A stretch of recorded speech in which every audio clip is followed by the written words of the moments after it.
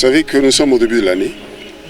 Il y a des activités qui ont commencé l'année passée et qui doivent se poursuivre cette année, mais qu'aussi, il avait fallu nécessairement à son Excellence, Monsieur le Vice-Premier ministre, qui est le commandant troupes de l'armée fonction publique, de s'assurer que toutes les munitions, toutes les armes sont en bon état parce que la guerre continue.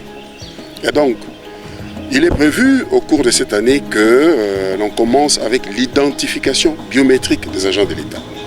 Alors il avait fallu que l'autorité s'assure que le matériel fonctionne, que tout est fin prêt, parce que quand on va lancer les opérations, qu'il n'y ait pas de ratés. Et voilà donc la raison d'être de cette visite d'aujourd'hui. Et encore, il devait voir des visus, le matériel qui sont destinés au data center qui devra être déployé de l'autre côté au niveau de nos bureaux.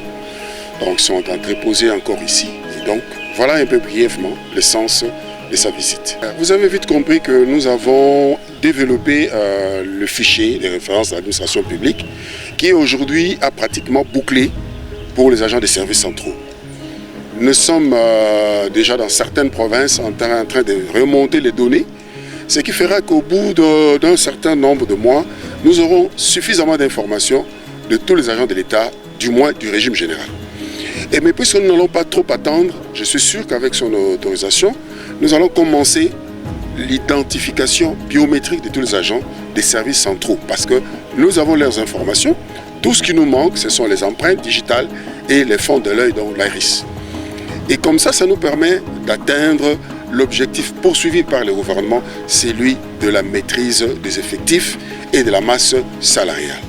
Vous comprenez que ça fait 61 ans que nous sommes indépendants, vous suivez? Jamais, nous sommes arrivés à communiquer avec exactitude les effectifs des agents de l'État. Alors que c'est un grand nombre qui bouffe beaucoup d'argent dans les budgets. C'est ce qu'on nous dit. Et il faudra arriver à maîtriser ces effectifs-là pour que l'État ne paye que ceux qui prestent effectivement pour lui.